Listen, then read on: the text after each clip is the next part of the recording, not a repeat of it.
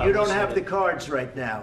With us, you start having not cards. playing cards. Right now, you don't. I'm very You're playing serious, cards. Mr. President. You're I'm playing very cards. serious. You're I'm gambling the with the president lives in of war. millions of people. You think- You're gambling with World War III. what do you think You're about? gambling with What do you World think War about? III. Hello दोस्तों, हम एक ऐतिहासिक मोड़ पर खड़े हैं। हाल ही में white house में एक महत्वपूर्ण बैठक आयोजित की गई थी, जिसने अंतर्राष्ट्रीय कूटनीति में हलचल मचाई है। इस बैठक में अमेरिकी राष्ट्रपति डोनाल्ड ट्रंप, यूक्रेन के राष्ट्रपति वोलोदिमिर जेलेंस्की और अमेरिकी वाइस प्रेसिडेंट जेडी वेंस मौजूद थे।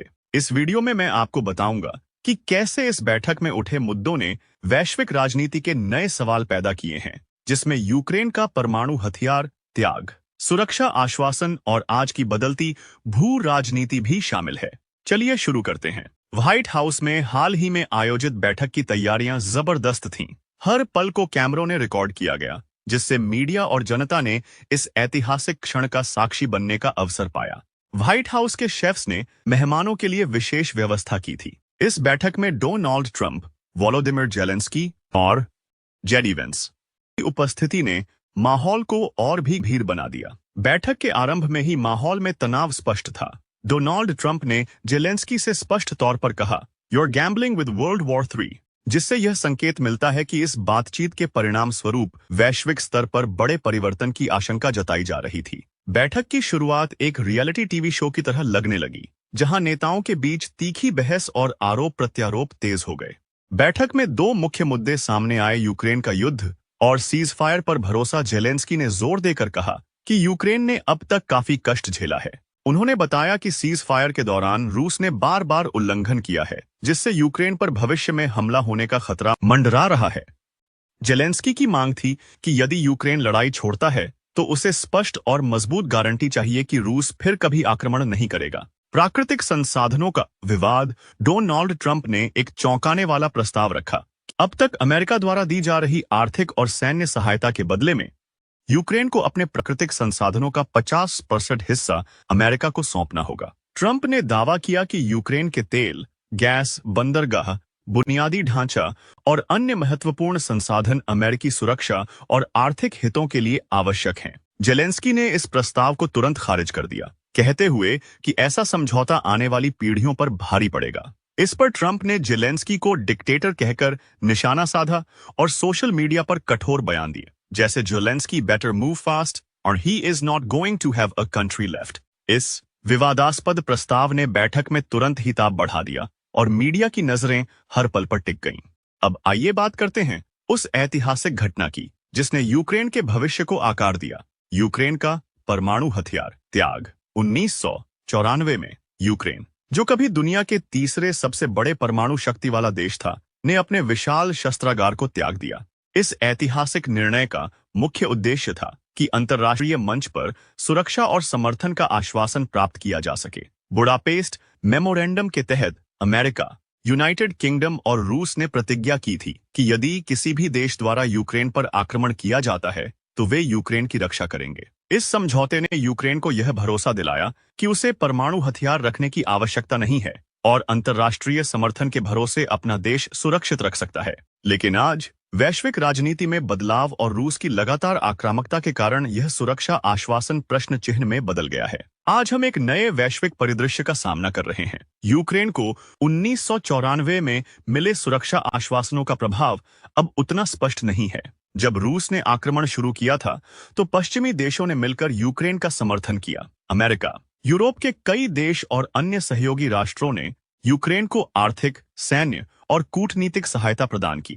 हालांकि उन सुरक्षा प्रतिबद्धताओं का लाभ आज की बदलती राजनीति में उतना मजबूत प्रतीत नहीं होता। डोनाल्ड ट्रंप के नेतृत्व में अमेरिका अपनी पुरानी विदेश नीति में बड़े बदलाव कर रहा है। ट्रंप ने न केवल यूक्रेन के मामले में बल्कि अन्य देशों के साथ भी कठोर रुख अपनाया है। उदाहरण के लिए, उन्होंने कनाडा को अमेरिका का 51वां राज्य बनाने की बात कही और पनामा नहर पर अमेरिकी नियंत्रण की उम्मीद जताई। गाजा के मामले में ट्रंप ने एक ऐसे प्लान का खुलासा किया जिसमें 2 मिलियन फिलिस्तीनियों को विस्थापित कर गाजा को ट्रंप गाजा में बदलने का विचार रखा गया। इन कड़े रुखों के चलते अंतर्राष्ट्रीय स्तर पर अमेरिका के पुराने सहयोगी भी अब चिंतित हैं। यूरोप के कई देशों ने इस बात पर गहरी चिंता व्यक्त की है कि अमेरिका पर अब भरोसा नहीं किया जा सकता।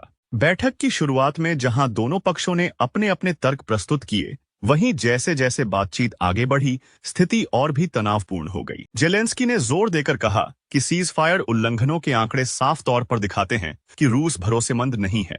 ट्रंप ने इस पर प्रतिक्रिया देते हुए कहा कि रूस ने उनके साथ कभी कोई समझौता नहीं तोड़ा है, पर इस मुद्दे पर कोई ठोस जवाब नहीं दिया। अमेरिकी वाइस प्रेसिडेंट जेडी वेंस ने कहा कि शांति का मार्ग कूटनीति के माध्यम से ही संभव है। जब जेलेंस्की ने रूस द्वारा किए गए उल्लंघनों की विस्तृत सूची प्रस्तुत की, तो माहौल और भी गर्म हो गया। ट्रंप के आक्रामक रवैये ने बैठक को एक उबलते हुए केमिस्ट्री लैब में तब्दील कर दिया, जहां हर बयान से वैश्विक राजनीति में नए सवाल खड़े हो गए। अब उस महत्वपूर्ण पहलू की बात करते हैं जिसने इस विवाद को और जटिल बना दिया है, डोनाल्ड ट्रंप के कथित तौर पर रूस से संबंध। कई रिपोर्ट्स और ऐतिहासिक दावों के अनुसार ट्रंप का रिश्ता रूस से लगभग 40 साल पहले शुरू हुआ था। एक पूर्व केजीबी अधिकारी का कहना है कि ट्रंप को 1977 में उनकी पहली शादी के दौरान रूसी खुफिया एजेंसियों की नजर में लिया गया था। कथित तौर पर उन्हें क्रासनोव कोड नेम दिया गया था और बाद में 1980 के दशक में उन्होंने राजनीति में प्रवेश किया। 2016 के चुनाव में भी कई रिपोर्ट्स ने दावा किया कि रूस ने सोशल मीडिया और अन्य माध्यमों से ट्रंप की जीत में योगदान दिया था। इन दावों ने ट्रंप के दूसरे राष्ट्रपति पद के दौरान उनके रवैये और विदेश नीति में झलक दिखाई है। उनके कई बयान और कार्रवाइयां इस ओर संकेत करते हैं कि वे रूसी हितों के अनुकूल कदम उठा रहे हैं। इस बैठक और ट्रंप के आक्रामक रवैये ने अंतर्राष्ट्रीय स्तर पर भारी प्रतिक्रिया उत्पन्न की है। कई यूरोपीय नेता और गठबंधन अब इस बात पर जोर दे रहे हैं कि अमेरिका के ऐसे रवैये से यूरोप का भरोसा टूट रहा है। अमेरिका ने पहली बार संयुक्त राष्ट्र में रूस और उत्तर कोरिया के साथ मिलकर यूक्रेन के खिलाफ वोट किया, जो कि सैकड़ों साल पुराने वैश्विक व्यवस्था के खिलाफ एक बड़ा झटका था। इसके परिणाम स्वरूप यूरोप में अमेरिकी उत्पादों का बहिष्कार करने और एक यूरोपीय संघव्यापी सेना बनाने की चर्चा भी तेज हो गई है। आज के परिदृश्य में, जहां यूक्रेन को 1994 में दिए गए सुरक्षा आश्वासनों पर सवाल उठ रहे हैं, वैश्विक कूटनीति में बड़े बदलाव की संभावना है। अमेरिका की पारंपरिक महाशक्ति की छवि अब धीरे धीरे कमजोर पड़ रही है और छोटे देशों को अपनी सुरक्षा के लिए नए सहयोगी ढांचे की तलाश करनी पड़ रही है। इस बीच चीन और भारत जैसी राष्ट्र शक्तियां भी वैश्विक सत्ता परिवर्तन में आगे बढ़ने की तैयारी कर रही हैं। विशेष रूप से भारत अपनी रणनीतिक स्वायत्तता और गैर संरेखण की नीति के चलते एक विश्वसनीय विकल्प के रूप में उभर रहा है, जिससे छोटे देश अपने हितों की रक्षा के लिए नए सहयोगी ढांचे की ओर देख रहे हैं। अब हम विस्तार से समझते हैं कि कैसे यूक्रेन ने अपने परमाणु हथियार त्यागे और उस समय किन देशों ने यूक्रेन को सुरक्षा का आश्वासन दिया था, तथा आज इसका क्या प्रभाव दिखाई दे रहा है। 1994 में यूक्रेन ने अपने विशाल परमाणु शस्त्रागार को त्याग कर विश्व के सामने यह संदेश दिया कि वे शांति और स्थिरता को प्राथमिकता देते हैं। बुडापेस्ट मेमोरेंडम के तहत अमेरिका, यूनाइटेड किंगडम और रूस ने प्रतिज्ञा की थी कि यदि किसी भी देश द्वारा यूक्रेन पर आक्रमण किया जाता है तो वे यूक्रेन की रक्षा करेंगे। उस समय यह सुरक्षा आश्वासन यूक्रेन के लिए बहुत महत्वपूर्ण था, जिसने देश को बिना परमाणु हथियारों के भी सुरक्षित महसूस करवाया। लेकिन आज के बदलते परिदृश्य में रूस की निरंतर आक्रामकता और वैश्विक शक्ति संतुलन में बदलाव के चलते यह सुरक्षा आश्वासन कमजोर पड़ता दिख रहा है। रूस यूक्रेन संघर्ष के बाद पश्चिमी देशों ने यूक्रेन का भरपूर समर्थन किया, परंतु उन सुरक्षा प्रतिबद्धताओं का वास्तविक लाभ आज उतना स्पष्ट नहीं हो रहा। अंतर्राष्ट्रीय राजनीति में बदलाव और अमेरिका की बदलती विदेश नीति के चलते यूक्रेन अब अपनी सुरक्षा और संप्रभुता के लिए नए सहयोगी ढांचे की तलाश में है। यूरोप, एशिया और अन्य क्षेत्रों के देशों ने संकेत दिया है कि यदि अमेरिका की पुरानी गारंटी टूटती है तो उन्हें एक नए, अधिक बहुपक्षीय सहयोगी ढांचे की आवश्यकता होगी। दोस्तों, इस बैठक ने अमेरिकी कूटनीति का एक नया अध्याय लिखा है।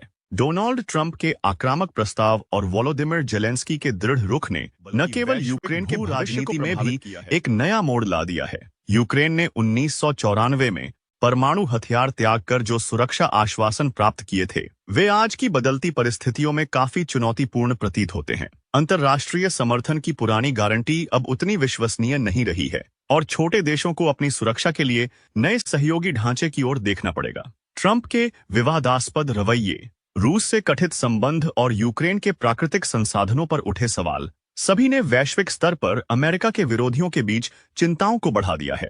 आने वाले समय में वैश्विक कूटनीति में बड़े बदलाव देखने को मिल सकते हैं। यूरोप के देश, जिन पर लंबे समय से अमेरिका का दबदबा था, अब अपने हितों की रक्षा के लिए एकजुट हो रहे हैं। साथ ही चीन और भारत जैसी नई शक्ति के उदय से विश्व राजनीति में एक नया संतुलन स्थापित होने की संभावना है।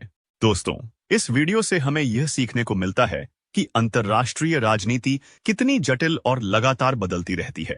हमें तथ्यों पर ध्यान देना चाहिए, सटीक जानकारी प्राप्त करनी चाहिए और समझना चाहिए कि छोटे देश भी वैश्विक सत्ता संतुलन में अपना महत्वपूर्ण स्थान रखते हैं। यदि आपको यह वीडियो पसंद आया हो तो कृपया लाइक करें, शेयर करें और हमारे चैनल को सब्सक्राइब करना न भूलें। कमेंट सेक्शन में अपने विचार और सवाल जरूर साझा करें। धन्यवाद और आशा है कि अगली वीडियो में हम इस विषय पर और गहराई से चर्चा कर सकेंगे।